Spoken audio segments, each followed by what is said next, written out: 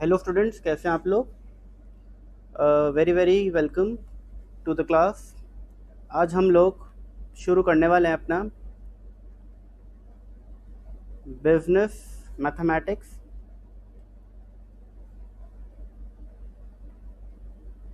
जो कि आपका 40 मार्क्स कवर करता है। बिजनेस मैथमेटिक्स शुरू करने से पहले मैं कुछ बेसिक चीज़ आपको बताना चाहता हूँ। बेसिक चीज़ें क्या हैं समझिए। आपका सीए फाउंडेशन जो है कोर्स, सीए फाउंडेशन कोर्स में आपके 4 सब्जेक्ट्स हैं। ठीक है, 4 सब्जेक्ट्स हैं। Subject number 1, 2, 3 and 4। मैं आप लोगों को जो कवर कराऊंगा वो है सब्जेक्ट नंबर 3। सब्जेक्ट नंबर 3 जो है ये है आपका 100% ऑब्जेक्टिव। ये है आपका 100% ऑब्जेक्टिव पेपर। ठीक है, आपके 100 क्वेश्चंस आते हैं carrying 1 mark each. For each wrong answer आपकी नेगेटिव मार्किंग भी होती है, दैट इज 0.25। ठीक है, अगर आप एक क्वेश्चन गलत करते हो तो आपके 0.25 नेगेटिव मार्किंग होती है। जो आपका चैप्टर पेपर नंबर 3 है, पेपर 3 में हम लोगों ने 3 पार्ट करने हैं। पार्ट ए जो कि आपका business mathematics,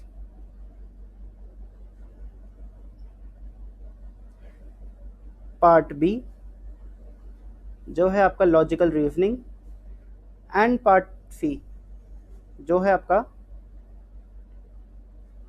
statistics. Business mathematics की जो वेटेज है दैट इज 40 मार्क्स, एलआर की weightage is 20 marks and statistics की वेटेज इज 40 मार्क्स। तो ओवरऑल जो आपका ये पार्ट 3 है ये 100 मार्क्स कवर करता है। ठीक है, अब हम अपनी जर्नी शुरू करने वाले हैं पार्ट ए की, बिजनेस मैथमेटिक्स।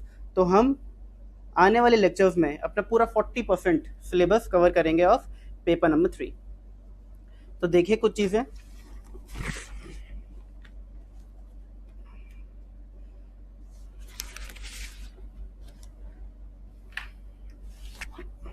ये देखिए, मैंने आपके लिए एक समरी बना के रखी है। ठीक है, आपको दिख रहा होगा अच्छे से। तो देखिए, बिजनेस मैथमेटिक्स जो कि आपका 40 मार्क्स कवर करता है, इसके अंदर हमें ये सारे कंटेंट पढ़ना है। ठीक है, कंटेंट मैंने आपको दिया है इन ऑर्डर ऑफ इम्पोर्टेंस, यानी जो ज़्यादा इंपॉर्टेंट चैप्टर्स हैं उनको हम पहले कवर करेंगे इस कंटेंट में, एंड बाद में हम कवर करेंगे लीस्ट इंपॉर्टेंट चैप्टर्स। ठीक है, लीस्ट इंपॉर्टेंट तो क्या ही, जिनकी वेटेज कम है, इंपॉर्टेंट तो ये भी है, वेटेज कम है। तो देखिए, टाइम वैल्यू ऑफ मनी आपका सबसे इम्पॉर्टेंट चैप्टर है पूरे मैथमेटिक्स में, बिजनेस मैथमेटिक्स में। इनफैक्ट मैं ये बोलूँगा कि आपका paper number 3 business mathematics, stats and LR, इस पूरे पेपर में सबसे इम्पॉर्टेंट चैप्टर जो है, जो सबसे ज़्यादा वेटेज कैरी करता है, वो है टाइम वैल्यू ऑफ मनी। इसके बारे में मैं थोड़ी और बातें करूंगा अभी आप लोगों से। पहले इतना समझिए कि टाइम वैल्यू ऑफ मनी जो है ये 30% टू 40% वेटेज एक अकेला चैप्टर कवर कर लेता है। 30% टू 40% ऑफ 40 मार्क्स। तो अगर हम हायर साइड को लेके चलें तो 40 का 40% इज 16। तो ये अकेला चैप्टर आपका अराउंड 16 मार्क्स कवर करता है। ठीक है, इसके बाद आते हैं हम अगले बंडल पे। अगले बंडल में हमने 4 चैप्टर्स डाले हैं: permutation and combinations, set relations and functions, sequence and series, and differential and integral calculus. इसको आप लोग जानते होंगे, डिफरेंशिएशन इंटीग्रेशन नाम से आपने 11th या 12th क्लास में पढ़ा होगा। अगर नहीं पढ़ा तो कोई दिक्कत नहीं है, हम यहाँ पे एकदम बेस से इसको शुरू करेंगे। तो इस इन पूरे चैप्टर्स की, 4 चैप्टर्स की जो वेटेज है वो है अराउंड 50% ऑफ 40 मार्क्स, यानी कि हम कह सकते हैं कि ये 4 चैप्टर 20 मार्क्स कैरी करते हैं। अब अगर एट एन एवरेज निकाले हम, तो अगर 20 मार्क्स 4 चैप्टर कवर कर रहे हैं तो एक chapter at an average 5 marks cover करता है। तो 5-5 मार्क के 4 हो गए, एंड ये अकेला 16 नंबर का है। तो इसकी इंपॉर्टेंस आप लोगों को समझ आ रही होगी। अगला और आखिरी बंडल देखते हैं हम। इसके अंदर हमने कुछ चैप्टर्स डाले हैं। रेशियो, प्रोपोर्शन, इंडिसेस, लॉगरिथम यहाँ पे एक अकेला चैप्टर है। इक्वेशन एंड मैट्रिसेस ये आपका दूसरा चैप्टर है, एंड लीनियर इनइक्वालिटीज आपका तीसरा चैप्टर है। ये 3 चैप्टर्स आपके अराउंड 30% वेटेज कैरी करते हैं। तो 40 मार्क्स का 30% इज 12 मार्क्स, 12 नंबर, 12 नंबर के अगर 3 चैप्टर्स हैं तो एट एन एवरेज हम देख सकते हैं कि 4 नंबर का एक चैप्टर है, ठीक है। तो 4 नंबर का एक चैप्टर एवरेज, 5 नंबर का एक चैप्टर एवरेज इस पूरे बंडल का, एंड ये अकेला चैप्टर 16 नंबर का है। तो आपको दिख रहा होगा कि इसकी इंपॉर्टेंस सबसे ज़्यादा है। और देखा जाए 100 मार्क्स का जो पार्ट 3 आपका, उसमें अकेला 16 नंबर ये कवर कर रहा है पूरे, अगर मैं सब्जेक्ट की बात करूँ, ठीक है। तो 16 इज 16% ऑफ 100, तो 16% तो अकेला ये चैप्टर कैरी करता है। तो पास होने के लिए अच्छे मार्क्स से इसका समझना एंड इस चैप्टर का करना बहुत ज़रूरी है। और इसकी इंपॉर्टेंस समझो। बच्चों को कई बार लगता है कि सर सीए फाउंडेशन, बच्चे कई बार सीए फाउंडेशन एनरोल ही नहीं करते, और उनका बेसिक रीज़न रहता है मैथ्स। बोलते हैं कि सर मैथ्स तो समझ आती नहीं है, और सीए में मैथ्स है, तो हम लोग सीए नहीं करेंगे, हम कुछ और कर लेते हैं, हम बीबीए कर लेते हैं, बीकॉम कर लेते हैं। तो उनका ये जो डिसीजन है ये बहुत गलत रहता है। इसका लॉजिक समझो। आपका जो सीए है, फर्स्ट फाउंडेशन लेवल 400 मार्क्स का होता है, जिसमें सिर्फ 100 मार्क्स का मैथ होता है। सेकंड जो लेवल आपका वो 800 मार्क्स का होता है, 8 सब्जेक्ट्स होते हैं और हर सब्जेक्ट 100 मार्क्स का होता है, एंड उसमें एक भी सब्जेक्ट मैथ्स नहीं होता।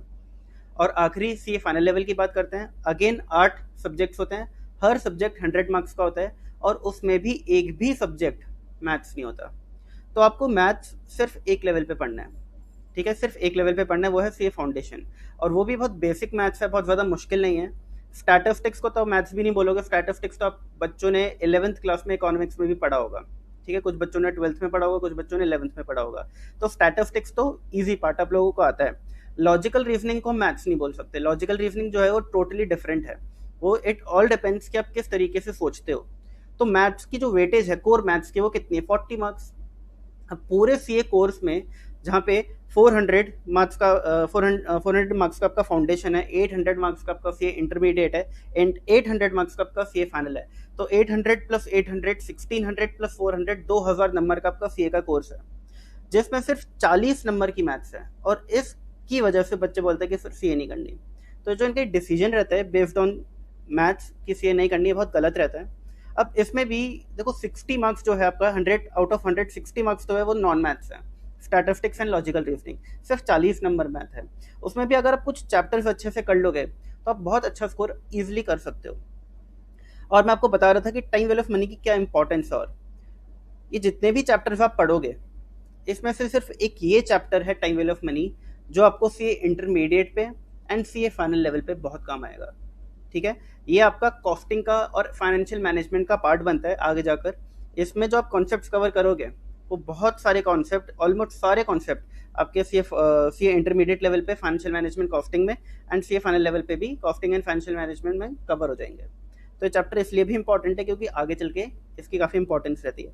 बाकी अगर हम इन चैप्टर्स की बात करें तो एज सच इनका जिक्र आगे चल के कहीं भी नहीं होने वाला, ठीक है। आगे चल के ना ही आपको डिफरेंशिएशन इंटीग्रेशन कहीं काम आएगा, ना सीक्वेंस एंड सीरीज कहीं काम आएगा, ना सेट रिलेशन एंड फंक्शंस कहीं काम आएगा, और ना ही परम्यूटेशन कॉम्बिनेशन का कहीं काम आएगा।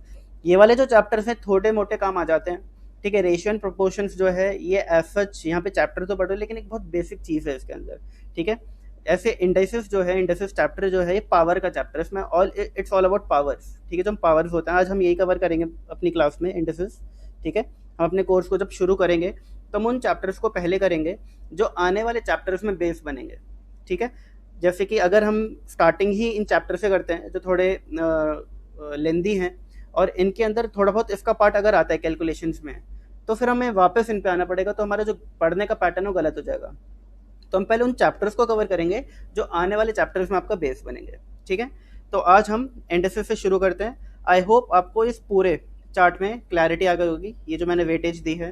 अच्छा, इस वेटेज की इंपॉर्टेंस भी है, ये वेटेज आपको बहुत हेल्प करेगी जब आप अपना रिवीजन करोगे। अब अगर आप रिवीजन के वक्त इन बेसिक चैप्टर्स पे ज़्यादा टाइम दे रहे हो, जिनकी वेटेज सिर्फ अराउंड आउट ऑफ 100 12 नंबर की है, ठीक है, 30% ऑफ 40 इज 12, तो आउट ऑफ 100 12 नंबर। अगर आप ज़्यादातर टाइम अपना 50% टाइम 12 नंबर पे दे रहे हो, तो आपका पढ़ने का तरीका बहुत गलत है।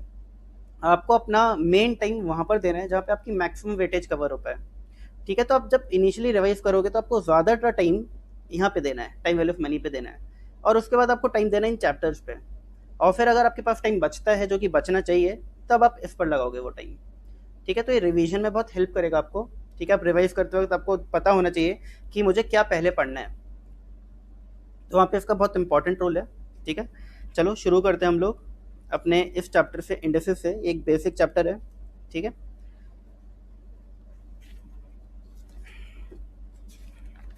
देखिए जी,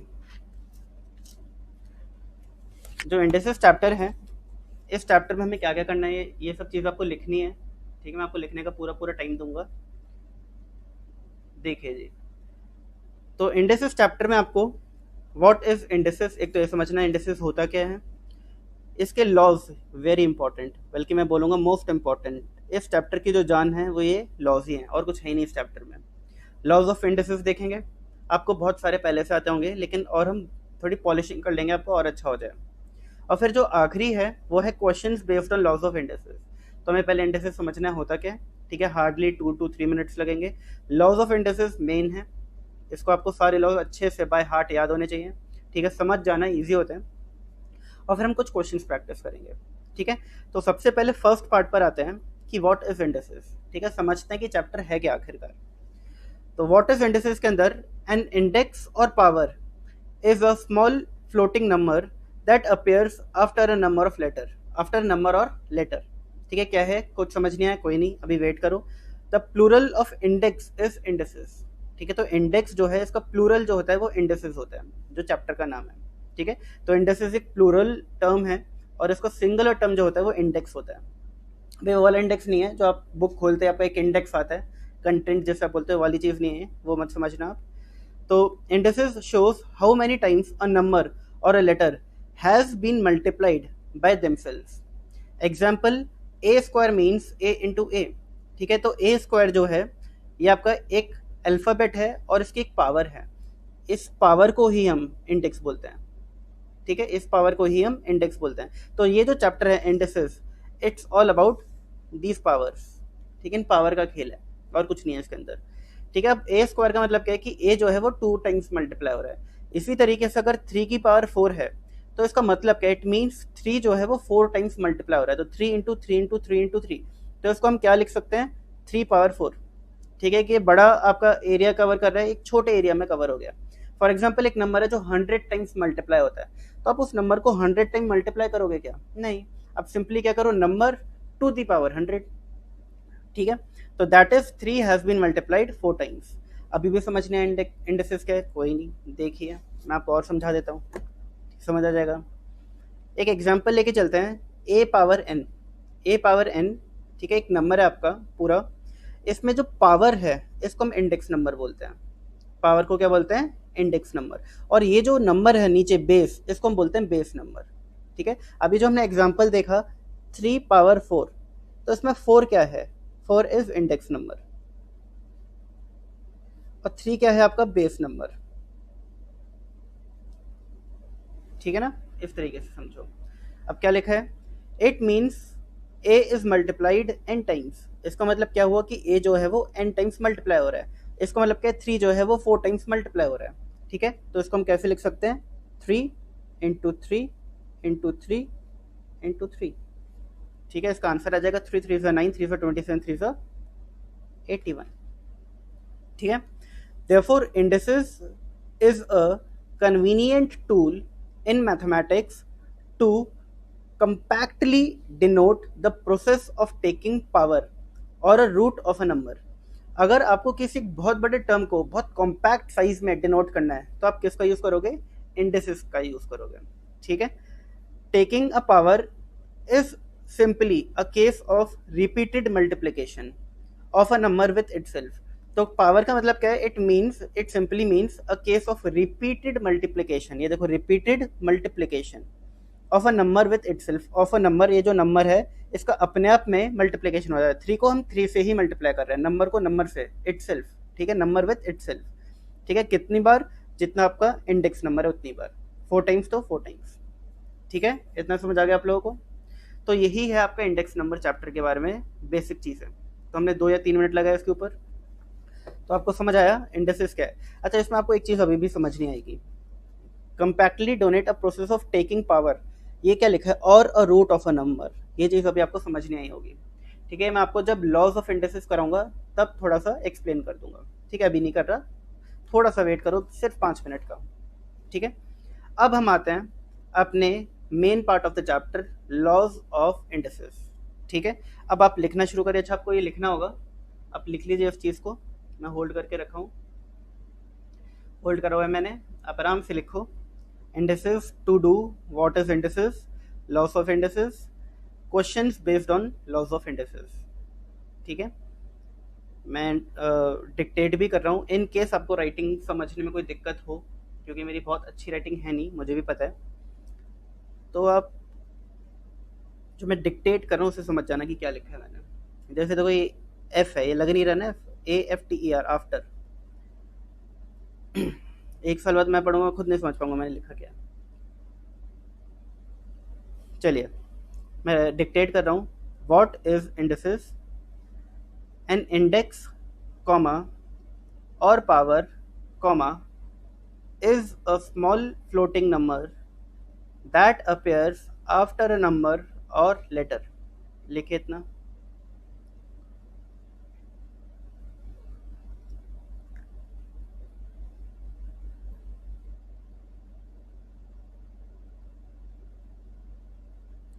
फिर लिखा है the plural of index is indices, the plural of index is indices.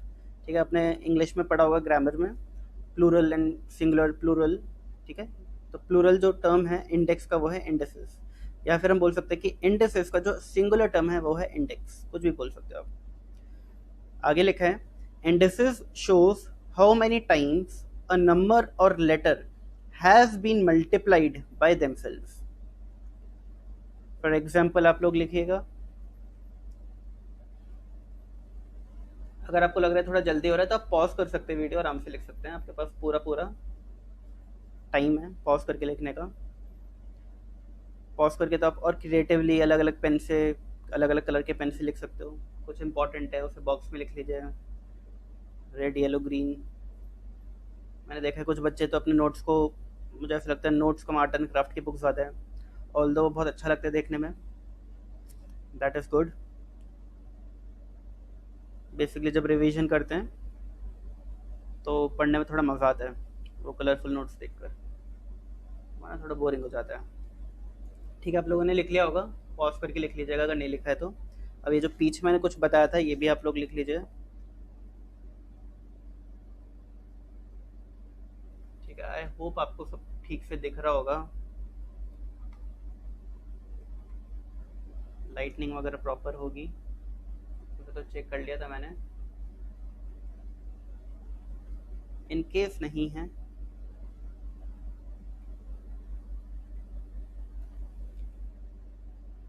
लिखिए।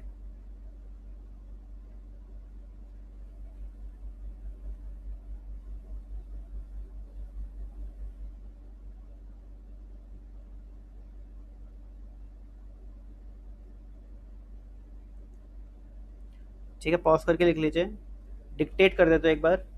A⁴n, पावर जो है वो है इंडेक्स नंबर, जो नीचे नंबर लिखा है इसे हम कहते हैं base number. It means A is multiplied n times, A is multiplied n times. ठीक है, फिर it means A is multiplied n times, दोबारा बोल दिया कोई नहीं। Therefore indices is a convenient tool in mathematics to compactly donate the process of taking power or a root of a number। ठीक है, लिखिए। फिर लिखा है मैंने, अगर आप लोगों ने लिख लिया तो, taking a power is simply a case of repeated multiplication of a number with itself। ठीक है, taking a power is simply a case of repeated multiplication of a number with itself। फिर नीचे एक छोटा सा एग्जाम्पल, आप ये लिखना चाहें तो आप लिख सकते हैं।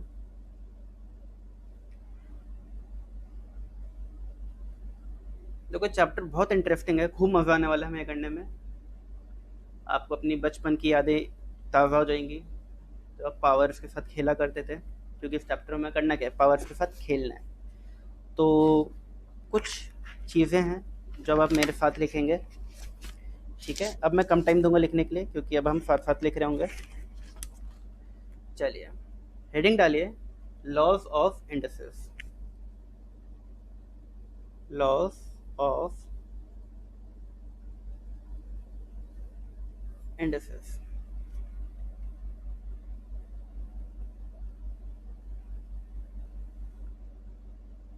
ठीक है, लिखिए लॉ नंबर 1 लिखिए, a into a into a into a n times. कितनी बार? N times. ठीक है। अच्छा, अगर मैं बोलता ए इंटू ए 3 टाइम्स तो आप क्या करते? ए इंटू ए इंटू ए। अगर मैं लिखता ए इंटू ए 5 टाइम्स तो आप क्या करते? A into a into a into a into a. मैंने लिखा है a into a n times करना है। एन टाइम्स मतलब एन एक नंबर होगा। N can be 10, n can be 20, n can be 30, 35, 34, any number. तो उतनी बार आपको ए को मल्टीप्लाई करना है। तो a into a n times, इसको आप कैसे लिखोगे? This can be written as a to the power n. अभी अभी हमने देखा था, ये फर्स्ट लॉ ऑफ इंडसेस है। यहाँ पे लिख लेना where a is equal to base, n is equal to power या फिर इंडेक्स नंबर और इंडेक्स नंबर। लिख ले इतना, लिखिए। देखिए अब सेकंड, देखिए अब a to the power minus m. बच्चों को सबसे ज़्यादा डर किससे लगता है?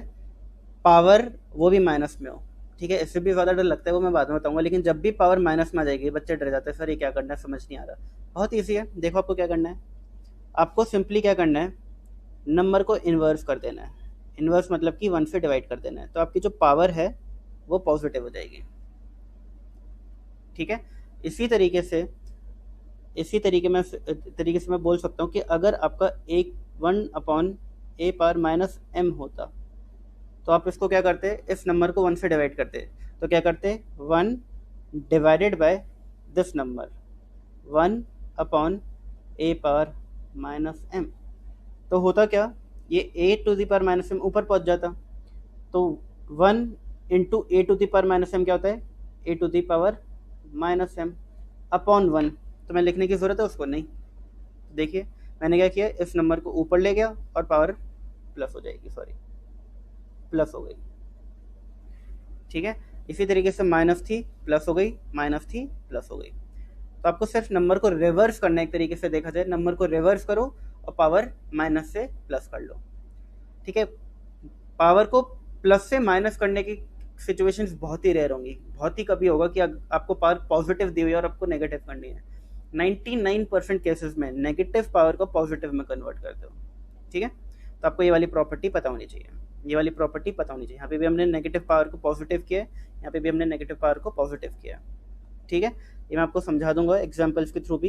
पहले इतना लिखिए, फिर मैं आगे लिखवाता हूँ। देखिए a to the power m n। अब इसके अंदर आपको क्या करना है, पावर्स आपको दिख रही है। देखो ब्रैकेट का मतलब क्या होता है? मल्टीप्लिकेशन। ठीक है, जैसे कि अगर आपको दो नंबर्स दिए हैं, एक दिया आपको 2, कैसे यहाँ पे खराब करने की जगह मैं कोई और पेज यूज़ करता हूँ। देखिए दिया है 2 और ब्रैकेट में दिया है 3, तो उसका मतलब क्या है कि 2 इंटू 3 करना है, दैट इज 6। ठीक है, यहाँ पे भी तो ब्रैकेट ही है, तो हमें क्या करना है, m और n को मल्टीप्लाई करना है। ठीक है, तो ये क्या हो जाएगा, a to the power m n। लिखिए इसको भी।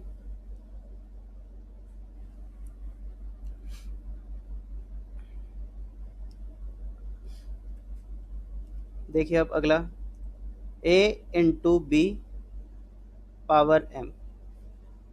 इसको मैं लिख सकता हूँ a power m into B power m। यानी अगर पावर ब्रैकेट के ऊपर m है तो ये a की भी पावर m है एंड b की भी पावर m है। तो इसको मैं लिखूंगा a power m into B power m। Okay,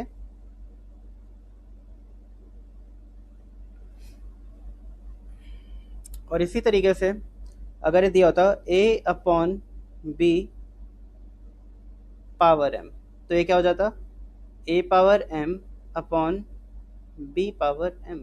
इस तरीके से लिखते हैं आप लोग। तो ये तो इजी है, आप लोगों को पता होगी। अगला देखो,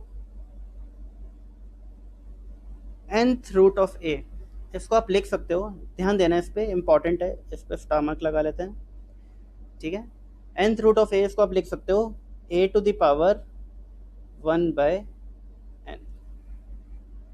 ठीक है। फॉर एग्जाम्पल लेते हैं, क्यूब रूट ऑफ 9 है आपका, ठीक है, 9 का क्यूब रूट, तो इसको आप कैसे लिख सकते हो, 9 टू द पावर 1/3, और हमें पता है ये क्या होता है, 3। अच्छा 3 आता कैसे है, ये भी मैं आपको बता देता हूँ। देखिए ध्यान समझना इस चीज़ को आप लोग, ठीक है। 3 आता क्यों है, देखो, क्या मैं 9 को 3 स्क्वायर लिख सकता हूँ, हाँ जी बिल्कुल लिख सकता हूँ, 9 पावर 1/3,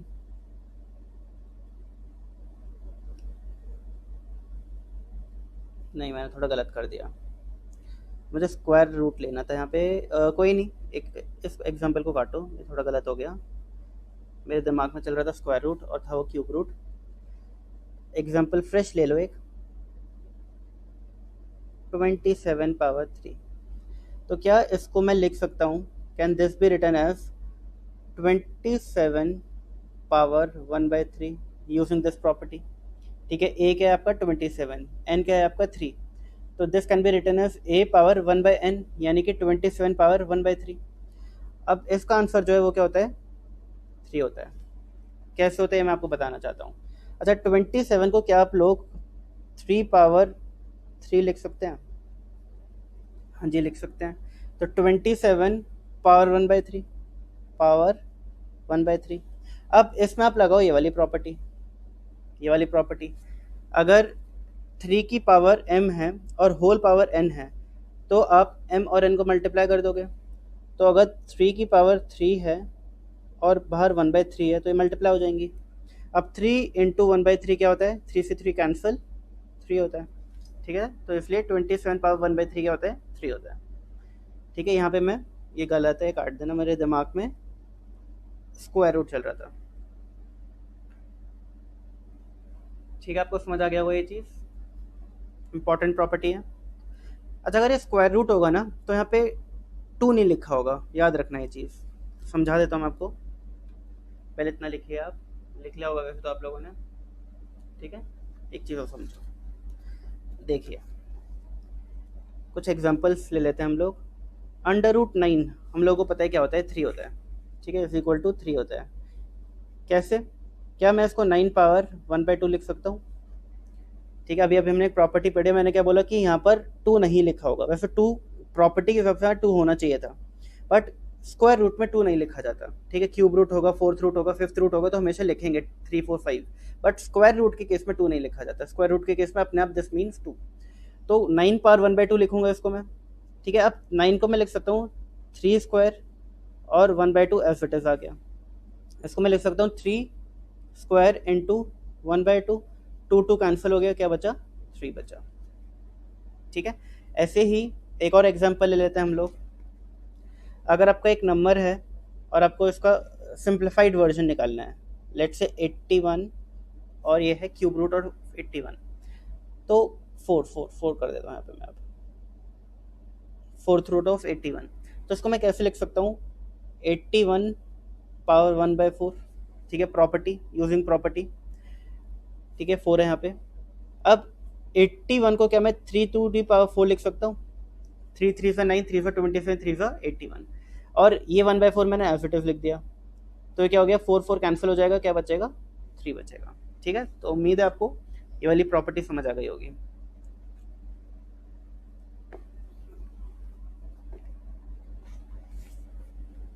एक मिनट रुक जाइएगा, ठीक, चलिए आइए अगली प्रॉपर्टीज करें हम। हमने 6 प्रॉपर्टीज कर लिए हैं, 6 प्रॉपर्टीज कर लिए हैं, 7th लिखिए अब।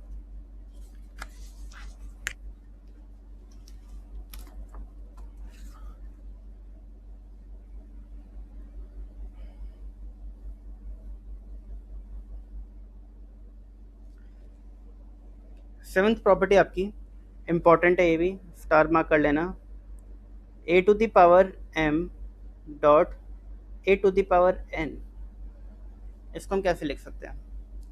तो देखो जब भी बेस सेम होगा, अब देखो ये जो एक पूरा नंबर है इसमें बेस क्या है ए और पावर क्या है एन एम, ऐसे ये जो एक नंबर है इसका बेस क्या है ए, पावर क्या है एन। अगर मल्टीप्लिकेशन का बीच में साइन है और दोनों बेस सेम है, बेस जो है सेम है, तो बेस आप एक बार लिखो और पावर्स को आप ऐड कर दो। ये समझाता हूँ मैं एग्जाम्पल के थ्रू आपको, ठीक है? एग्जाम्पल के थ्रू समझो इस चीज़ को। दिख रहा है ना आप लोगों को? बीच बीच में चेक करता रहता हूँ। थोड़ा सा जूम कर लेते हैं।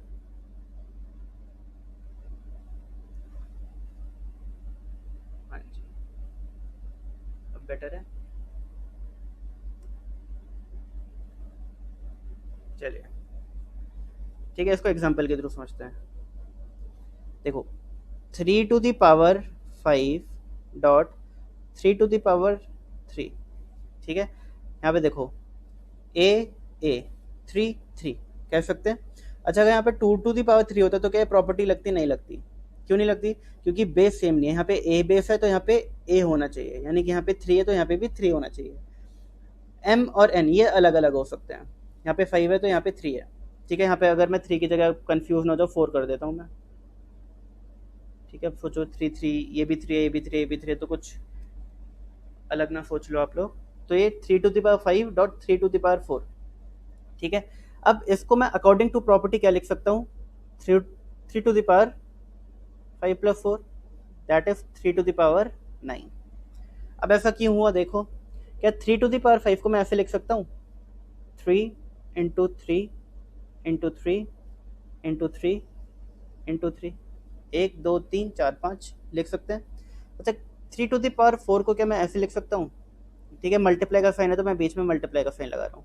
फिर 3 इंटू 3 इंटू 3 इंटू 3, ठीक है, 4 बार। तो ये 5 और ये 4, तो 1 2 3 4 5 6 7 8 9, तो क्या मैं इसको 3 पावर 9 नहीं लिख सकता? बिल्कुल लिख सकते हैं, और वही हमने प्रॉपर्टी से किया, ठीक है ना? अगली प्रॉपर्टी लिखिए आप लोग,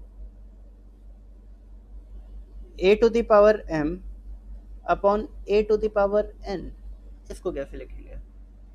अगेन इम्पॉर्टेंट, ठीक है? देखिए इसको आप लिख सकते हो क्योंकि बेस सेम है, अब पावर्स माइनस हो जाएंगी, यानी कि अगर डिवाइड हो रहे हैं दो नंबर्स, बेस सेम है तो पावर्स क्या हो जाती हैं? माइनस हो जाती हैं एक दूसरे से। अब आप इसको ऐसे लिखोगे, अगर आप इसको ऐसे लिखने की कोशिश कर रहे हो n माइनस एम, ठीक है, n माइनस एम, तो ये गलत है, ऐसे नहीं लिख सकते।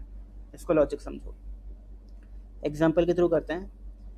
5 to the power 4 upon 5 to the power 2, ठीक है? ए 5 5, एम एन 4 2, ठीक है? ये m और ये n अलग अलग है, m अलग चीज़ है, n अलग चीज़ है, अलग अलग लेटर्स है, तो ये भी अलग अलग हो सकते हैं। ये a और ये a है, लेटर सेम है, तो ये भी सेम होने चाहिए, 5 एंड 5। अब देखिए 5 टू द पावर 4 माइनस 2 लिख सकते हैं अकॉर्डिंग टू प्रॉपर्टी, ठीक है? 4 माइनस 2, तो क्या लिख सकते हैं? 5 to the power 4 minus 2 is 2, ठीक है? अब कैसे करें देखो, क्या 5 टू द पावर 4 को मैं ऐसे लिख सकता हूँ एंड 5 टू द पावर 2 को मैं ऐसे लिख सकता हूँ? अब क्या ये वाला 5 और ये वाला 5, ये 5 एंड ये 5 कैंसिल आउट हो जाएंगे, तो क्या बचेगा? 5 टू द पावर 2। तो इतना लंबा करने की जगह प्रॉपर्टी समझ लो, ठीक है ना? डायरेक्टली कर दो इस चीज़ को। क्लियर है? समझ आ रहा है आप लोगों को? लिखिए इतना, फिर 9th प्रॉपर्टी करते हैं हम लोग।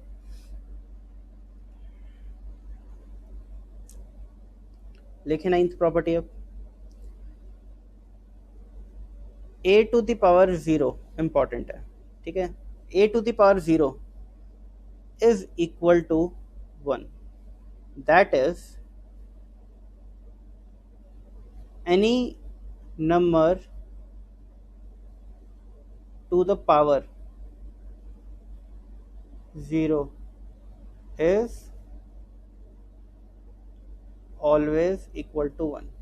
कोई भी नंबर दिया है, कितना भी बड़ा, कोई भी वेरिएबल दिया, कोई भी नंबर दिया है, अगर पावर 0 हो गई तो आंसर हमेशा 1 होगा, हमेशा, ठीक है? चलो एक इंटरेस्टिंग चीज़ बताता हूँ, एक इंटरेस्टिंग चीज़ बताता हूँ। देखिए 1 की पावर 0 क्या होगा? 1। 2 की पावर 0 क्या होगा? 1। ठीक है। 10 की पावर 0 क्या होगा? 1। 1 लाख टू दी पावर 0 क्या होगा? 1। कोई भी नंबर हो उसकी पावर 0 क्या होगा? 1। कोई वेरिएबल लेके देख लो, x y to the power 0 क्या होगा? 1। ठीक है। अब जो है वो है इंटरेस्टिंग चीज, मुझे बताओ 0 टू दी पावर 0 क्या होगा? बताइए, है किसी के पास आंसर? 0 टू दी पावर 0 क्या होगा? ठीक है। इसका आंसर आपके दिमाग में रहेगा सर, या तो 0 होगा या फिर 1 ही होगा। ठीक है।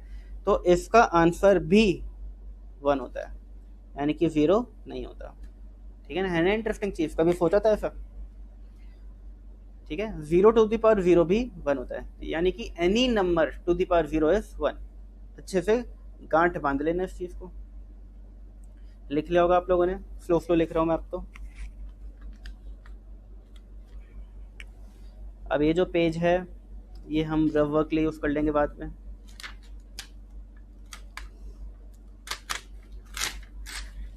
इसको रख दिया मैंने साइड में। चलिए,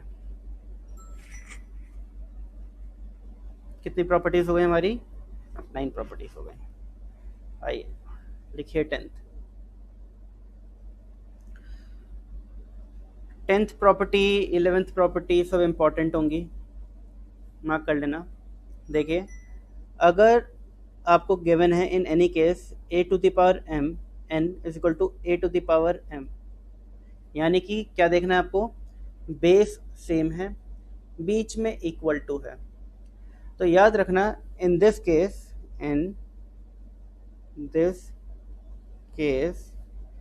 n is equal to m always.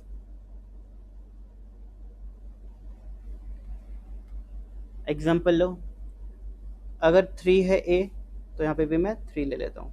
ठीक है। यहाँ पे ले लेता हूँ मैं 5 और यहाँ पे ले लेता हूँ मैं m। ठीक है। अब मैं पूछ रहा हूँ कि फाइंड m, क्वेश्चन है मेरा फाइंड m।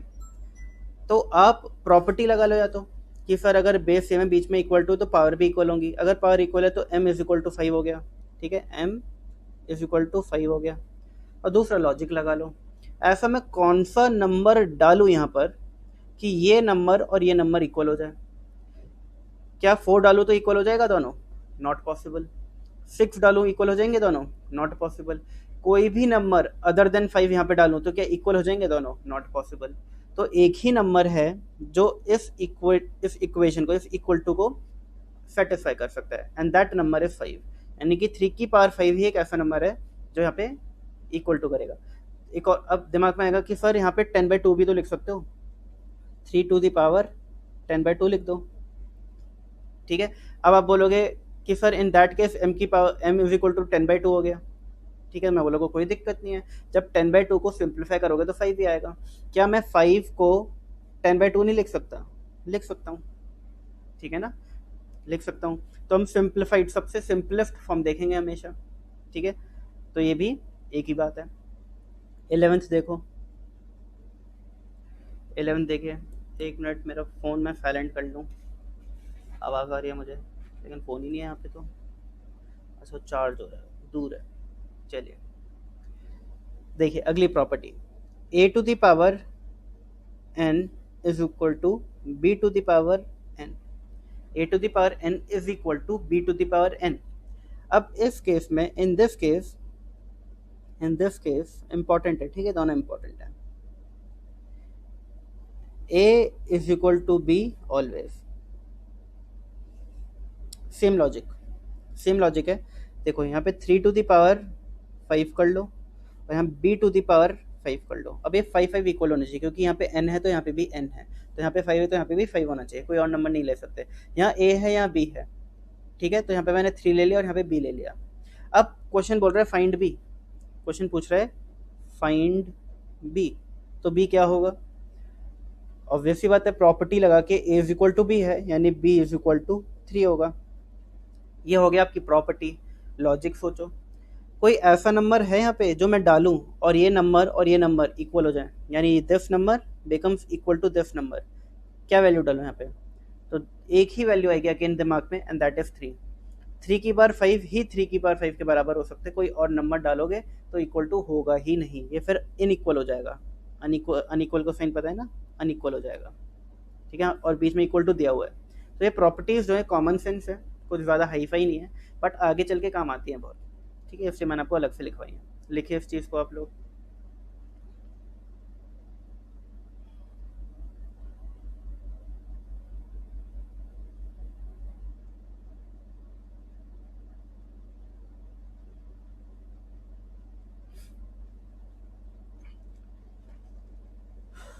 देखिए एक और चीज़, आखिरी प्रॉपर्टी है, आखिरी लॉ बोलेंगे, प्रॉपर्टी नहीं, लॉज ऑफ इंडिसेस कर रहे हैं हम लोग। अगर आपको ये प्रॉपर्टी है, ये प्रॉपर्टी दी गई है, ठीक है, और आगे एक और चीज़ लिख दे, फॉर एग्जांपल इस प्रॉपर्टी का एग्जांपल लेते हैं, a to the power n दिया है and b to the power n दिया है, और क्वेश्चन में लिखा है ऑल्सो, ये भी लिखा है a is not equal to b, ये भी लिख दिया, यानी प्रॉपर्टी जो हम सोच रहे थे लगेगी यहाँ पर, ठीक है, क्या है इस प्रॉपर्टी में, क्या होता है, in this case a is equal to b, हमें क्वेश्चन में भी दिया हुआ है कि a is not equal to b, और आंसर पूछ रहा है कि बताओ कि एन की वैल्यू क्या होगी लेट से, ठीक है। अब क्या करें हम, तो इन दिस केस याद रखना, in this case n is equal to 0 always. अब देखो ए अलग है, बी अलग है, ठीक है, ये 3 ले लो, ये 5 ले लो, अब 3 की पावर 0 या 5 की पावर 0, आंसर क्या होगा 1, ये भी 1 होगा, ये भी 1 होगा, मैंने बताया था ना, एनी नंबर की पावर 0 इज 1, तो 1 इज इक्वल टू 1। तो इन दैट केस अगर ऐसा लिखा हुआ है आपका, तो हमेशा याद रखना एन क्या होगा, 0 होगा। क्लियर हो गई चीज़, समझ आ गया आपको 12 प्रॉपर्टीज़, ठीक है। इस चैप्टर में इतनी ही प्रॉपर्टीज़ या फिर लॉज ऑफ इंडिसेस हैं, आपको अच्छे से याद रखने हैं, कुछ भी इसमें ऐसा मुश्किल है नहीं, ठीक है। इनको अब हम प्रैक्टिस करते हैं और third part of the chapter पे मूव ऑन करते हैं, ठीक है। तो देख लेते हैं एक बार क्विक रिवीजन। हम लोगों ने चैप्टर शुरू किया था और हमने देखा था कि इस चैप्टर में हमें व्हाट इज इंडिसेस ये पढ़ना है, जो कि हमने समझ लिया था कुछ थ्योरी पार्ट से। लॉस ऑफ इंडिसेस करना विच इज़ मोस्ट इंपॉर्टेंट, ये हमने अभी अभी समझ लिया, कर लिया।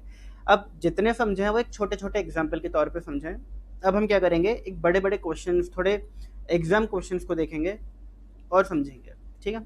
और आखिरी जो है part, that is questions based on laws of indices, तो अब हम ये करने वाले हैं, ठीक है। ये हमारा हो गया, ये हो गया, अब ये करने वाले हैं। ये आपको समझ आ गया था।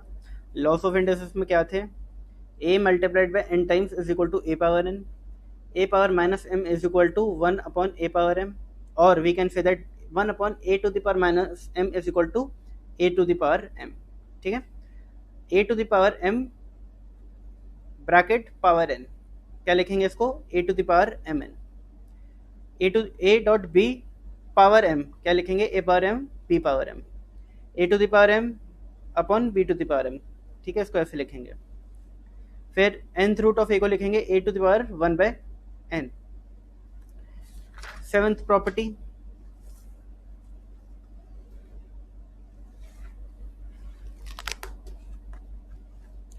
a to the power n dot a to the power n, base same हो, बीच में मल्टीप्लाई का साइन हो तो पावर्स ऐड हो जाती हैं, बेस सेम हो, डिवाइड हो, ठीक है, तो पावर्स माइनस हो जाती हैं। तो m माइनस एन करना है, n माइनस एम नहीं करना है, ये चीज़ याद रखना, ठीक है।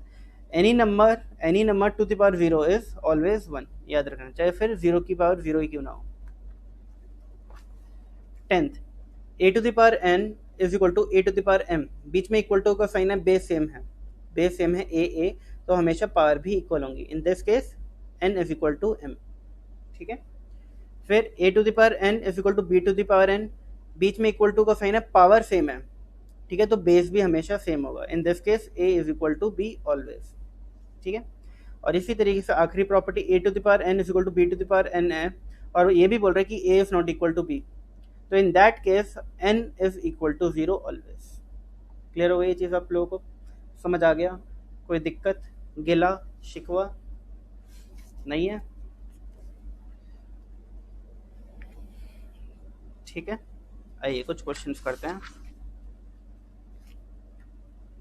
आप लोगों को बुक मिलेगी, ठीक है, उसी बुक के क्वेश्चंस करेंगे अभी हम, ठीक है। आपके पास जो बुक होगी, सॉफ्ट कॉपी या हार्ड कॉपी, उसके क्वेश्चंस करेंगे।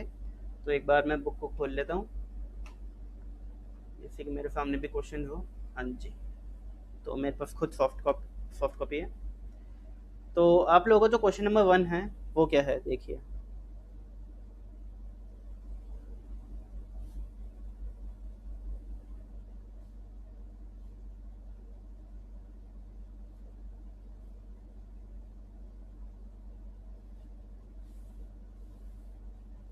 आप लोगों का क्वेश्चन 1 है 4x to the power -1 bye 4, ठीक है, इज एक्सप्रेस्ड एज, ठीक है। इसको हम कैसे एक्सप्रेस कर सकते हैं, और आपके सामने ऑप्शंस हैं। ए ऑप्शन ए ऑप्शन क्या है आपका, -4x 1/4। बी ऑप्शन आपके पास x पावर -1। सी ऑप्शन आपके पास 4/x 1/4, और डी ऑप्शन आपके पास नन। तो आपके हिसाब से बताइए करेक्ट ऑप्शन क्या होना चाहिए, ठीक है। अब देखिए 4 × x, ठीक है, इसको ऐसे तो लिखेंगे हम 4 × x -1/4, ठीक है ना। अब मैंने क्या बोला था कि जब भी पावर माइनस हो तो उस पर्टिकुलर नंबर को आप रिवर्स कर दो। तो 4 डॉट, इसको रिवर्स करने पे क्या होगा, 1/x⁴ यही होगा, ठीक है। तो इसको हम कैसे लिख सकते हैं, 4 × 1 = 4/x⁴ ऐसे लिख सकते हैं। तो राइट आंसर इज सी, ठीक है।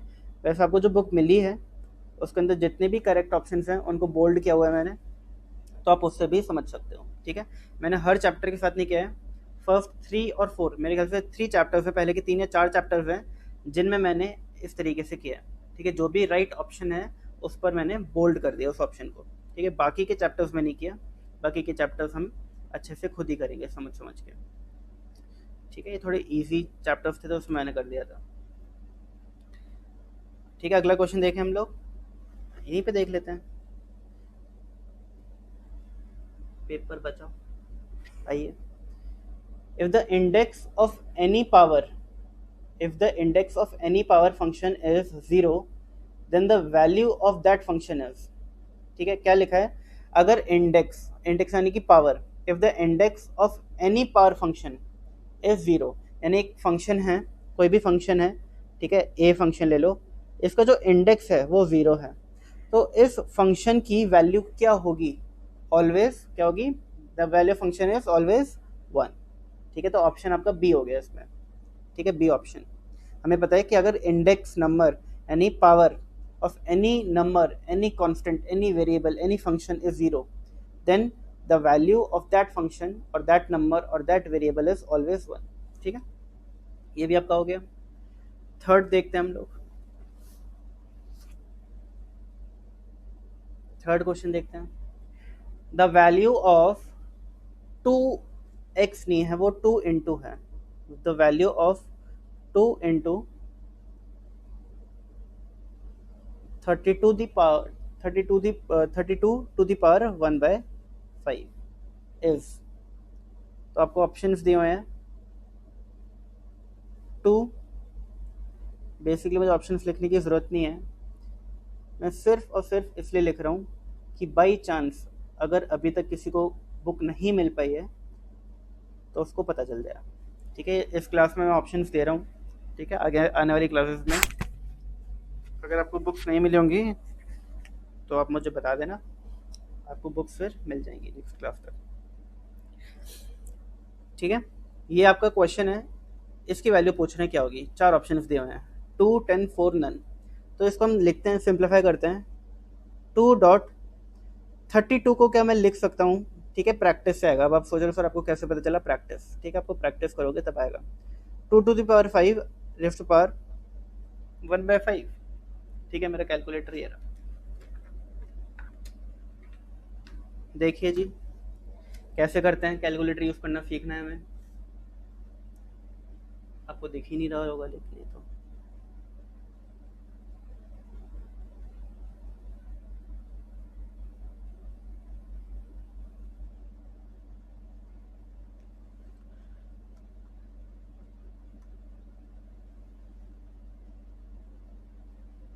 चलो कोई नहीं, समझने की कोशिश कर लेना। आपको करना क्या है, टू, अब देखो two to the power five कैसे निकालते हो आप लोग?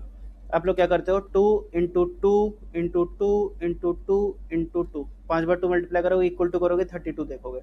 इससे इजी तरीका है, देखो टू इंटू, अब इंटू के बाद जब आप इक्वल टू दबाओगे तो ये स्क्वायर हो जाएगा। ठीक है, देखो 4 आ रहा है, अगर आपको नहीं दिख रहा तो 4 है यहाँ पर। ठीक है, स्क्वायर हो गया, 2 स्क्वायर क्या होता है 4। एक और बार इक्वल टू करोगे तो 2 टू दी पावर 3 हो जाएगा। एक और बार इक्वल टू करोगे तो 2 टू दी पावर 4 हो जाएगा। और एक और बार इक्वल टू करोगे तो 2 टू दी पावर 5 हो जाएगा। तो देखो आपको दिख रहा है यहाँ पे 32 आ रहा है। ठीक है, 32 आ रहा है, हाँ दिख रहा है। ठीक है, 32 आ गया। तो क्या करना है, 2 इंटू 1 2 3 4। ठीक है, 4 बार इक्वल टू दबाना है, क्योंकि जब आप फर्स्ट टाइम इक्वल टू दबाते हो तो ऑटोमेटिकली स्क्वायर हो गया होता है। अब बच्चे क्या करते हैं, 2 टू दी पावर 5 निकालने के लिए, देखो 2 इंटू 1 2 3 4 5, ये गलत हो गया। देखो आंसर क्या आ रहा है, 64 आ रहा है, दिख रहा है आपको 64 आ रहा है। 64 थोड़ी ना होता है। अब ये क्या हुआ है, 2 टू दी पावर 6 हो चुका है। ठीक है, आपको क्या करना है, 2 इंटू 1 2 3 4, 4 बार, यानी जितनी भी पावर है -1, इतनी बार आपको इक्वल टू दबाना है। ठीक है, तो 2 टू द पावर 5 क्या आता है, 32 होता है। ठीक है, आप धीमे धीमे प्रैक्टिस करोगे आपको याद हो जाएगा, अगर इनकेस नहीं पता। ठीक है, और फिर टू द पावर 1/5। अब प्रॉपर्टी लगाते हैं, कौन सी प्रॉपर्टी लग रही है बताइए, a to the power m power n, a to the power m bracket में यहाँ पे n, तो ये क्या हो जाता, मल्टीप्लाई हो जाता, तो इंटू 1/5। तो 5 और 5 कट गया, 2 की पावर 1 बचा। क्या 2 की पावर 1 2 होता है, हाँ जी। तो 2 इंटू 2 4 होता है, हाँ जी। तो ऑप्शन इज सी। ठीक है, अभी बहुत स्लो कर रहा हूँ मैं। आप जब प्रैक्टिस करोगे तो आपको हार्डली 5 सेकंड लगेंगे, हार्डली 5 सेकंड। आप देखते ही समझ जाओगे कि 2 की पावर 5 32 होता है, और 5 5 कट जाएगा तो यहाँ पे 2 बचेगा, यहाँ पे 2 बचेगा, 4 आ जाएगा आंसर। ठीक है, इतना आपको सिर्फ इतना सोचना है, इस लेवल तक प्रैक्टिस करनी है। अगर आपको इन क्वेश्चंस में भी टाइम लग रहा है, यानी कि अभी आपको और प्रैक्टिस करने की ज़रूरत है।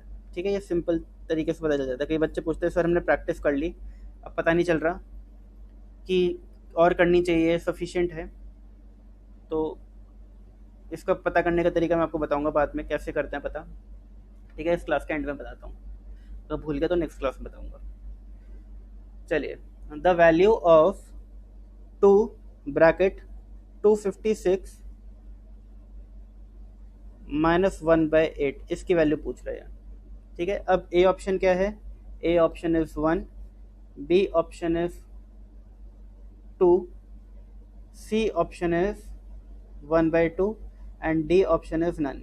ये आपको 4 ऑप्शन दिए हैं। ठीक है, अब कैसे करना है देखिए। अब देखो कई बार तो हिंट मिल जाएगा आपको कि अगर यहाँ पे 8 है ना, तो पक्का कोई नंबर है जिसकी पावर 8 जो है वो 256 होता होगा। इनिशियली ऐसा आइडिया लगेगा कि कोई तो नंबर होगा जिसकी पावर 8 टाइम्स करूँ तो 256 आता हो, जिससे कि वो 8 और ये 8 कैंसिल आउट हो जाए। ठीक है, तो हम 2 के साथ ट्राई कर लेते हैं। तो 2 इंटू कितनी बार दबाऊँ, इक्वल टू बताइए, 7 टाइम्स। ठीक है, 1 2 3 4 5 6 7, तो देखिए क्या आ रहा है, 256 आ रहा है, दिख गया। तो मुझे पता चल गया अब 2 की पावर 8 जो होता है 256 होता है, -1/8। लिख सकता हूँ ऐसे, बिल्कुल लिख सकते हैं। अच्छा, क्या मैं इसको ऐसे भी लिख सकता हूँ, 2 इंटू 1/2 पावर 8, और इसकी पावर मैं रिवर्स कर देता हूँ, 1/8 कर देता हूँ। ठीक है ना, आप इसको ऐसे भी कर सकते थे, देखिए आप इसको ऐसे भी कर सकते थे, 2 इंटू 1/256 पावर 1/8। ठीक है, डायरेक्टली ऐसे लिख सकते थे इसको आप। ठीक है, इस नंबर को आप क्या कर दो, रिवर्स कर दो। ठीक है, तो रिवर्स करने से ऐसा हो जाएगा। फिर इसके बाद ये स्टेप कर सकते थे आप। ठीक है, ये मैंने ऐसे क्यों बताया, आप लोगों को कन्फ्यूजन हो रहा होगा कि सर जब आपने इसको रिवर्स किया तो इसकी पावर तो आपने पॉजिटिव कर दी, इसकी नेगेटिव क्यों नहीं करी, सिर्फ इसलिए मैंने आपको ये चीज़ बताई है। ठीक है, तो ऐसा नहीं होता कि दो पावर नेगेटिव साइन चेंज करेगी। जो आउटर वाली पावर होती है, जो ब्रैकेट के बाहर वाली पावर होती है, उसका साइन चेंज होता है, और अगर एक ही पावर है तो उसका साइन चेंज हो जाएगा। अब इन दिस केस दो पावर है, ठीक है ना, तो दोनों का साइन चेंज नहीं होगा, बाहर वाले का साइन चेंज होगा फिर। ठीक है, और इसके पीछे लॉजिक ये है कि इसको आप ऐसे लिख सकते हो। जब आप इसको ऐसे लिखोगे तो 2 टू द पावर 8 लिखोगे इसको आप, ना कि 2 टू द पावर -8। ठीक है ना, तो 2 टू द पावर 8, 256 को लिखा और 1/8 एज इट इज लिख दिया। ठीक है, अब इसमें 8 और 8 कैंसिल आउट हो जाएगा, 2 × 1/2, 8 और 8 कैंसिल आउट, तो मैंने सिर्फ 2 लिख दिया, और 2 और 2 कट जाएगा तो क्या बचेगा, 1 बचेगा। तो आंसर क्या आ गया उसका, 1। ठीक है, समझ आ गया आप लोगों को कैसे करना है इस क्वेश्चन को। ठीक है, अच्छा एक और चीज़ याद रखना, जब भी नेगेटिव पावर होती है तो ये जिसकी पावर है उसी नंबर को आप इन्वर्स करते हो, इसको इन्वर्स नहीं करना, ये एक अलग नंबर है। अगर इसकी भी पावर -1 होती तो इसको भी इन्वर्स कर देते, कोई दिक्कत ही नहीं है, लेकिन इसकी पावर तो पॉजिटिव है, अगर कोई पावर नहीं है मतलब क्या है, पॉजिटिव पावर है, और फिर n2 है, तो आप इसको नहीं करोगे, इसको एज इट इज रखोगे, जो जिस नंबर की पावर है -1/8 उस नंबर को इन्वर्स करोगे। ठीक है, कहीं इसको भी इन्वर्स करते तो गलत हो जाएगा, सोचो मल्टीप्लाई तो हो रहा है तो ये और एक ही चीज़ होगी, नहीं, गलत। ठीक है ना,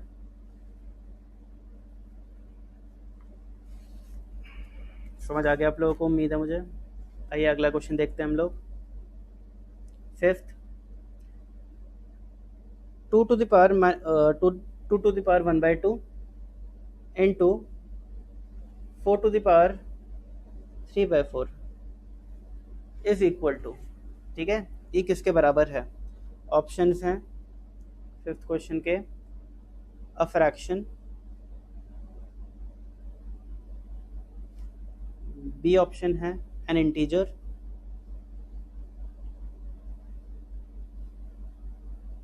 सी ऑप्शन है 1, और डी ऑप्शन है नन ऑफ दिस, नन। ठीक है, तो उसको सॉल्व करके देख लेता, पता चल जाएगा। 2 to the power 1/2 को मैं एज इट इज लिख रहा हूँ, पॉजिटिव पावर है, कुछ कर नहीं सकते। इसको मैं थोड़ा तोड़ मरोड़ने की कोशिश करता हूँ। अब देखो, जब भी इस टाइप का क्वेश्चन होगा, समझ नहीं आएगा क्या करना है, तो आप कोशिश करना बेस इक्वल कर पाओ। क्या सोचना आपको, बेस इक्वल कर पाओ। क्या इन दोनों के बेस इक्वल हो सकते हैं, 100% हो सकते हैं। कैसे, देखो, क्या मैं 4 को 2 लिख सकता हूँ, 4 ही होता है ये, 2 की पावर 2, 4 की पावर 3/4। ठीक है, क्या मैं इसको अगेन ये एज इट इज लिख रहा हूँ, ठीक है, एज इट इज लिख रहा हूँ। क्या मैं इन दोनों को अगर मल्टीप्लाई करूँगा, 2 × 3/4 करूँगा तो 3/2 हो जाएगा, 2 1 2 2 2। ठीक है, यहाँ पे देखो, 2 × 3/4 करूँगा तो 2 1 2 2, तो ये 3/2 हो जाएगा। तो मैं क्या करता हूँ, 2 to the power 3/2 लिख देता हूँ। क्लियर हो गई चीज़। अब देखो, मल्टीप्लाई का साइन है, बेस सेम है। आइए प्रॉपर्टी याद करिए, कौन सी प्रॉपर्टी लगेगी, देखिए स्टार प्रॉपर्टी।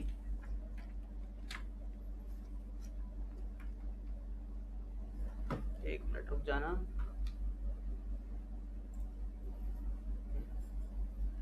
ठीक है, प्रॉपर्टी देखिए वाली। ठीक है, मल्टीप्लाई का साइन है, बेस सेम है, तो पावर क्या हो जाती है, ऐड हो जाती है।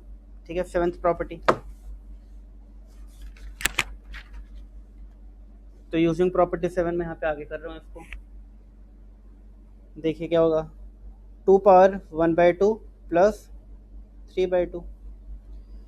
अब 1/2 और 3/2 ऐड करूँगा तो क्या आंसर आएगा बताइए, 2, 1 + 3 is equal to 4/2 is equal to 2, तो 2 to the power 2 हो जाएगा, विच इज इक्वल टू 4। समझ आया इतना आप लोगों को, ठीक है ना, ये समझ आ गया आप लोगों को। प्लस कैसे किया है, आता होगा फ्रैक्शंस को प्लस करना। ठीक है, HCF LCM लेके जो आप करते थे बचपन में, ठीक है, तो इसका मैंने LCM लिया, 2 आ गया। फिर 2 1 2 और 1 × 1 इज 1, ऐसे 2 1 2 और 3 × 1 इज 3, तो ये 1 + 3/2 हो जाएगा। 1 + 3 4/2 इज 2। ठीक है, तो मैंने 2 की पावर 2 लिख दिया, इसको सॉल्व कर लिया, ये 4 हो गया। क्या ये 1 है, नो। क्या ये फ्रैक्शन है, नो। तो इसका आंसर क्या हो गया, an integer, 4 is an integer. अच्छा, आप लोगों को पता है whole number, real number, integer, फिर रैशनल नंबर, रैशनल नंबर क्या होते हैं। अगर इन केस भूल चुके हो तो कोई नहीं, हम नेक्स्ट क्लास में स्टार्ट उसी से कर लेंगे। ठीक है, समझ लेंगे एक बार कि कौन कौन से हमने नंबर बचपन में देखे थे, करे थे, तो आपको क्लियर हो जाएगा वो चीज़। अभी हम इस चैप्टर को कंप्लीट कर लेते हैं, कोशिश करते हैं। आइए, 5th क्वेश्चन के बाद आता है हमारा 6th question.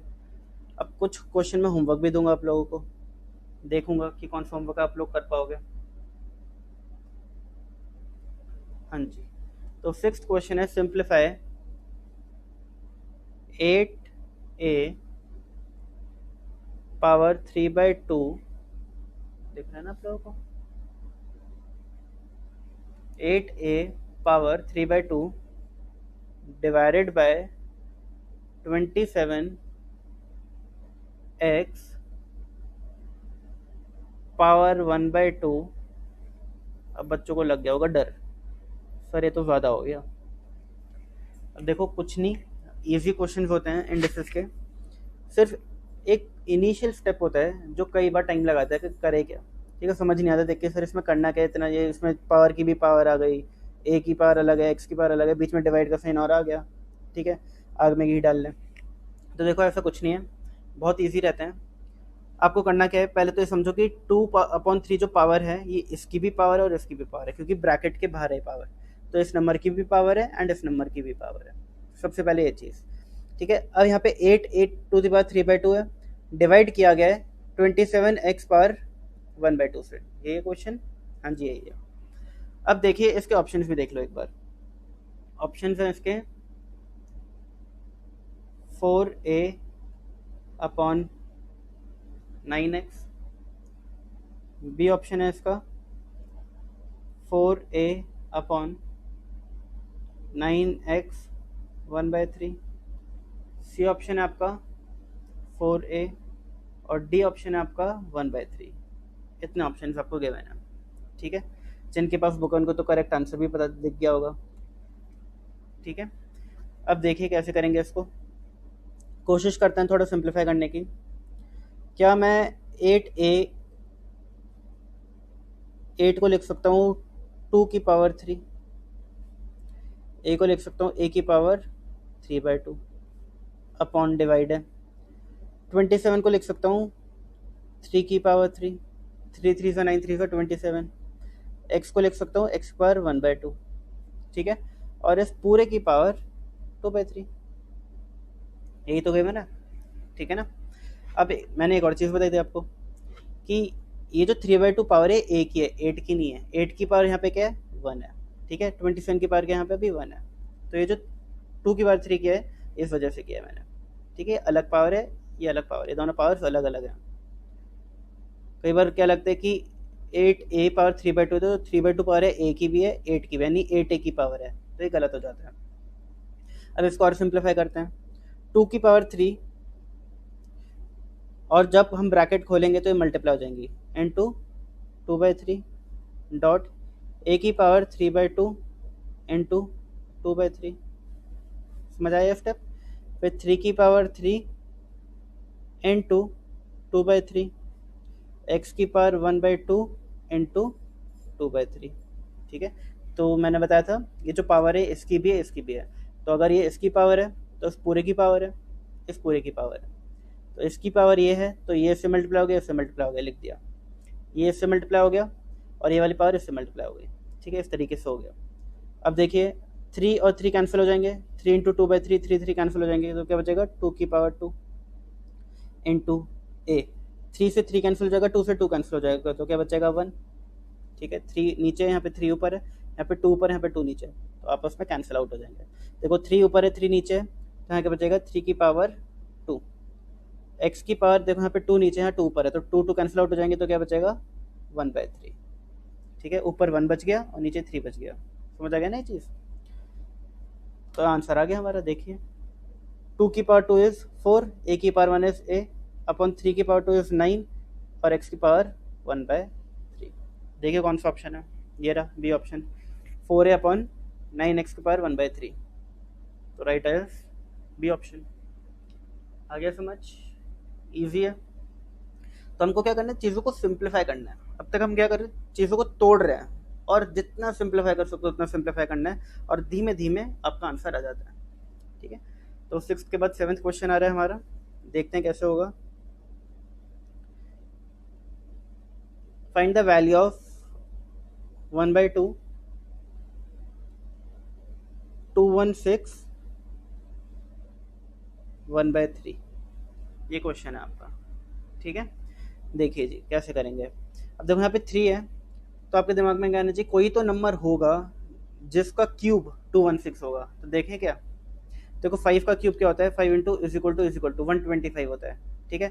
6 into is equal to 216 होता है, पता चल गया इतनी जल्दी, ठीक है ना। देखिए 1/2 6 की पावर 3 इंटू 1/3, ये लिखूंगा मैं, ठीक है। 6 power 3 216 bracket bracket power 1/3 power 1/3 multiply होंगे, 3 इंटू 1/3 क्या बचेगा, 3 3 कैंसिल आउट होके 1, तो क्या बचेगा 6 पावर 1 अपॉन 2। 6 पावर 1 को लिखने की जरूरत है नहीं, काट दो, तो 6 अपॉन 2 क्या होता है 3, आंसर आ गया। ऑप्शन क्या थे, पहला ऑप्शन था 2, सेकंड ऑप्शन था 3, थर्ड ऑप्शन था 2% और डी ऑप्शन था नन ऑफ दीज, तो जो आपका आंसर है that is 3। 7th complete, 8th है ये। अच्छा 8th होमवर्क ले लो आप लोग, ठीक है। 8th होमवर्क बहुत ईजी है, मैं नहीं करा रहा, ज़्यादा ईजी क्वेश्चन नहीं कराता मैं, याद रखना आगे के लिए भी, ठीक है। चलो आगे क्वेश्चन देखते हैं हम लोग।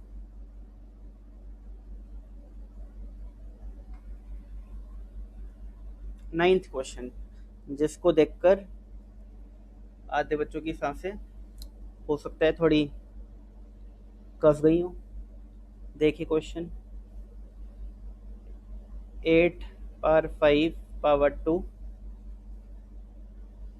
2 power 2 power 3, 3 power 2 power 2 upon, और मैं आपको बताऊँ ये क्वेश्चन एग्जाम में कभी नहीं आएगा, इतना इजी क्वेश्चन है भाई। सी फाउंडेशन कर रहे हो तो कुछ तो लेवल होगा क्वेश्चनों का, ऐसा थोड़ी ना कुछ भी उठा के दे देंगे।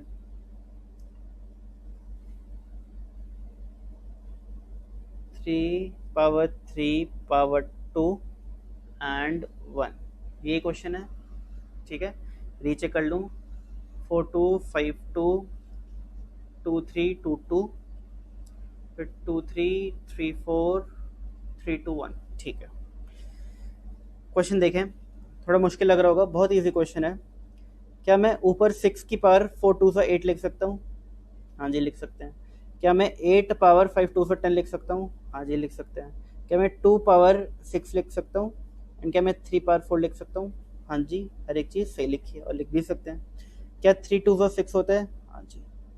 क्या 3 4 से 12 होता है, हाँ जी। क्या 3 2 से 6 होता है, हाँ जी। और 1 तो 1 ही आ गया, कोई दिक्कत ही नहीं यहाँ पे। आइए सिंप्लीफाई करें, क्या ये 6 टू दी पावर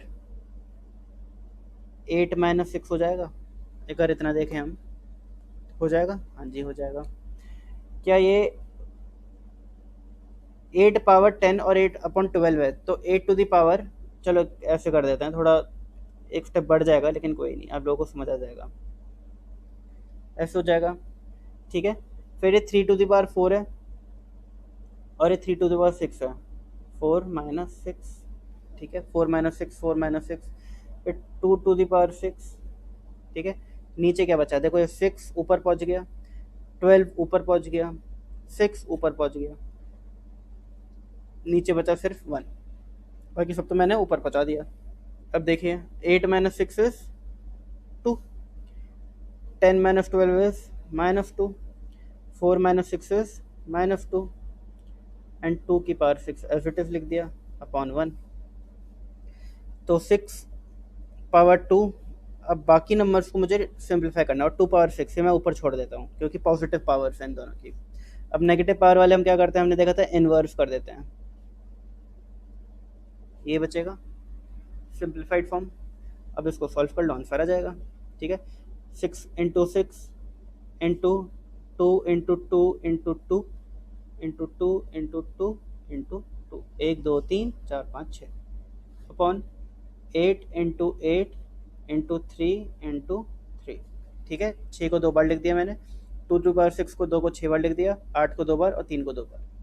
अब इसमें जो भी कट सकता है काट दो, देखो 2 1 सा 2 4 सा 2 1 सा 2 4 सा, ठीक है।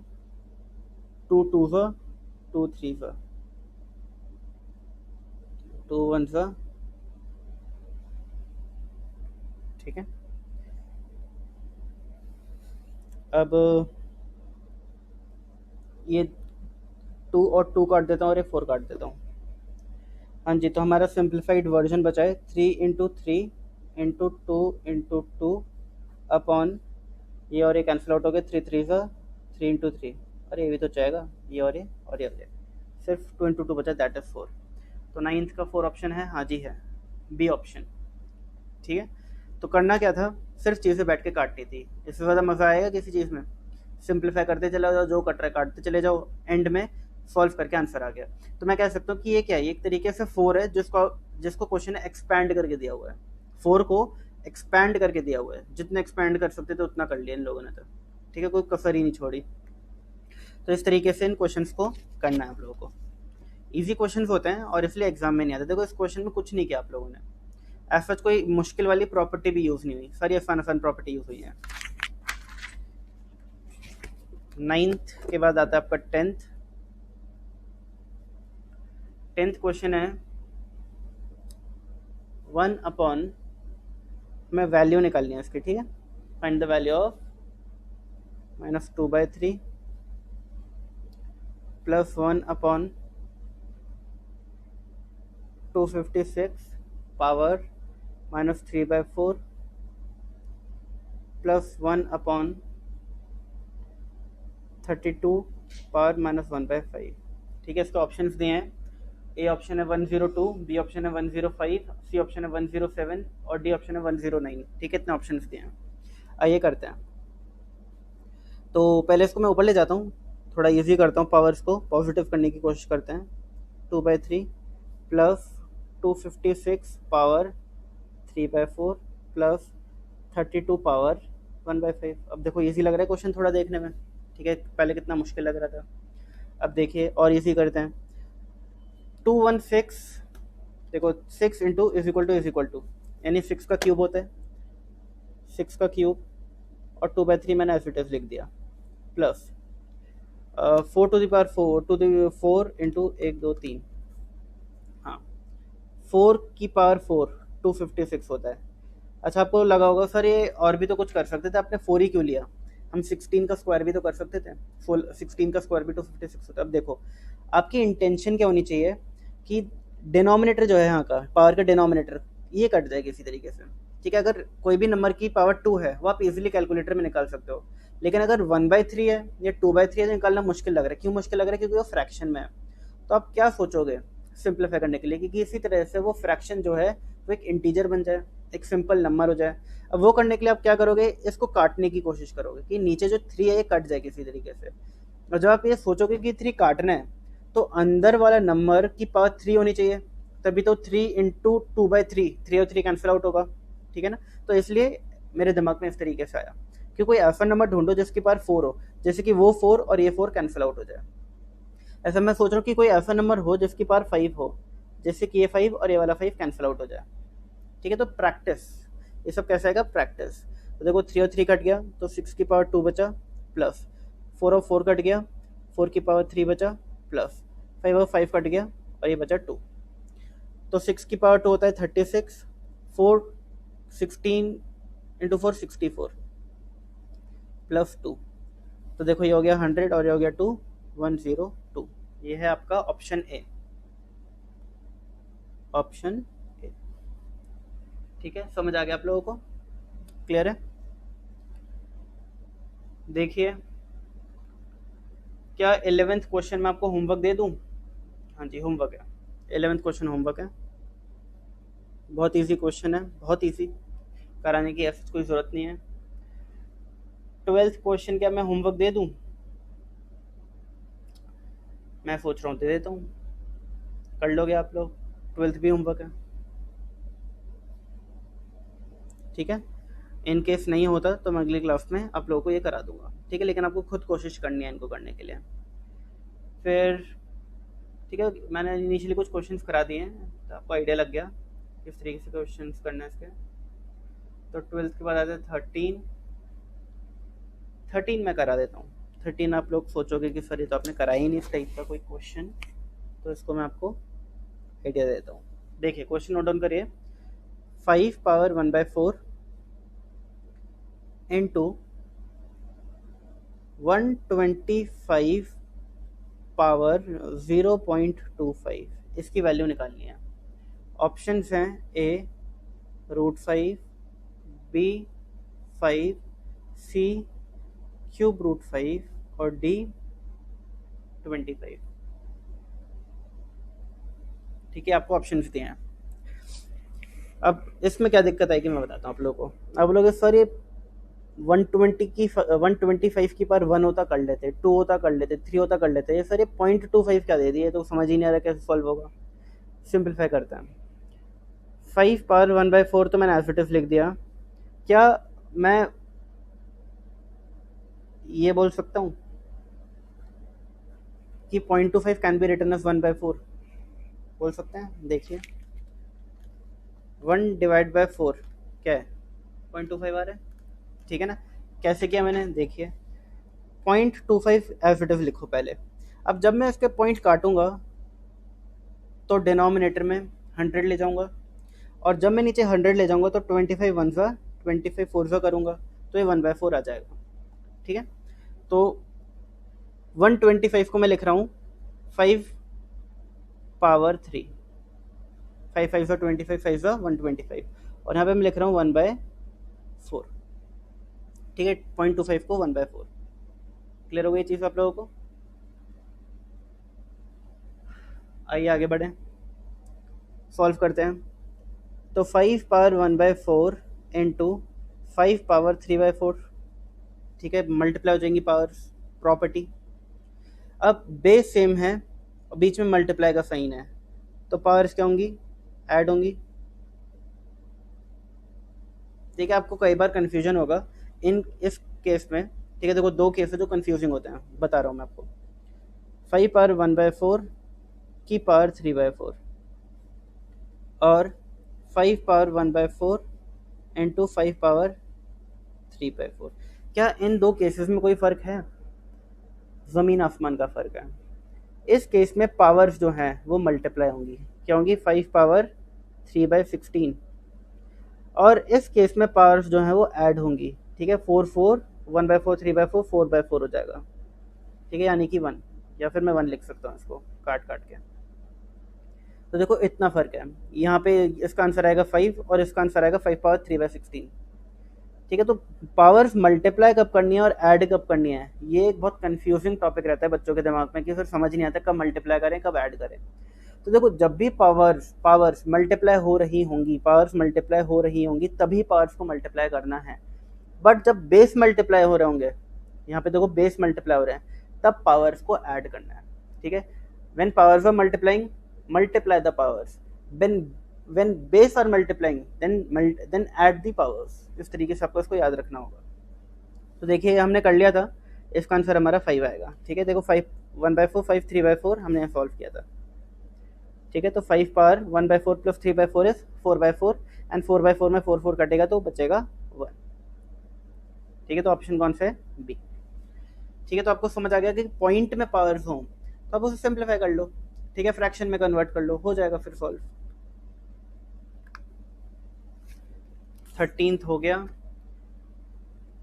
14th होमवर्क कर लोगे आप लोग, मुझे पूरी उम्मीद है।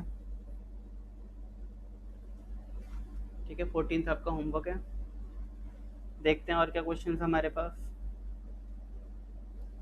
14th के बाद आ रहा है मेरा 15th क्वेश्चन, दिख गया मुझको। अरे थोड़ा ऊपर स्क्रॉल हो जाओ भैया, लगता है माउस की बैटरी खत्म हो गई है, ठीक से स्क्रॉल ही नहीं होता माउस हमारा। आइए 15th क्वेश्चन कर लोगे आप लोग, 15th भी होमवर्क है, 15th आप लोग कर लोगे, मुझे पूरी उम्मीद है बच्चों से। मेरे प्यारे प्यारे बच्चे आराम से कर लेंगे क्वेश्चन। 16th क्वेश्चन मैं आपको करा देता हूँ। 16th क्वेश्चन जो है वो मैं आपको थोड़ा सा आइडिया देता हूँ। Into 3 power 2x minus Y into 5 power x plus Y plus 3 x plus Y plus 3 into 6 power y plus 1। Reduces, अच्छा डिनोमिनेटर भी है,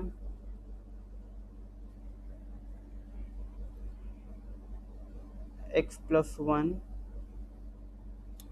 into 10y+3 into 15x।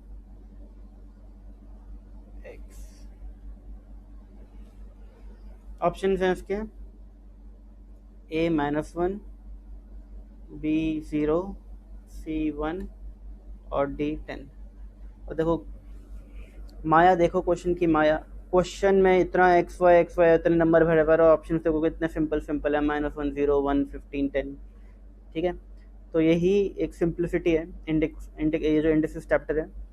Question देखने में मुश्किल लगता है, एक क्लिक होना चाहिए, हल्का से क्लिक होना चाहिए दिमाग में कि करना क्या है, एक स्टेप की बात होती है और उसके बाद क्वेश्चन उतना ही आसान हो जाता है। ठीक है, आइए इसको सिंप्लीफाई करने की कोशिश करते हैं। तो 2, 3, 5, 6, 6, 10, 15 क्या कर सकते हैं बताइए। ये देखो 6 यहाँ पे है, 6 यहाँ पर है, ठीक है, यहाँ पे 10 है, ऊपर तो कहीं 10 ही नहीं है, यहाँ 15 है, ऊपर कहीं 15 भी नहीं है। बताइए क्या रहा है आपके दिमाग में, क्या करना चाहिए, मैं भी देखूं कितना सोच पाते हो आप लोग। सोचो सोचो सोचो, एक काम करो, वीडियो पॉज करो, ठीक है, और ट्राई करो, एक बार ट्राई करो, फिर मैं कर ही रहा हूँ कि मैं कहीं जा नहीं रहा, एक वीडियो पॉज करके एक बार ट्राई करने की कोशिश करो कि इसमें कितना सिंप्लीफाई करके कैसे कर सकते हैं। क्योंकि देखो रियल इम्प्रूवमेंट, जो दिमाग में इम्प्रूवमेंट है वो कब होती है, अगर मैं कराता जाऊँगा आप करते चले जाओगे तो आप कभी इम्प्रूव नहीं कर पाओगे, क्योंकि आपको क्या है, वो स्पून फीडिंग वाली बात हो जाएगी कि मैं खिलाया जा रहा हूँ, आप खाए जा रहे हो। इम्प्रूवमेंट तब होगी जब आप अपनी अकल लगाओगे, जोर डालोगे, यहाँ पे ये थोड़ा गर्म होगा, फिर आपसे बिल्कुल नहीं होगा, आप सोचो कि क्या हो सकता है इसमें, क्या करना है, जो एक स्टेप ऐसा जो नहीं मेरे क्लिक कर रहा, और फिर जब मैं एक्सप्लेन करूँगा तो आपको वो चीज़ क्लिक करेगी, अच्छा मैंने ऐसे नहीं सोचा इसलिए मुझसे नहीं हुआ। ठीक है, तो आपको वो चीज़ क्लिक करनी चाहिए। तो आप लोग वीडियो पॉज करो, ठीक है, एंड मैं भी थोड़ा पानी पी लूँ, एंड फिर हम इसको देखते हैं कैसे करना है। ठीक है।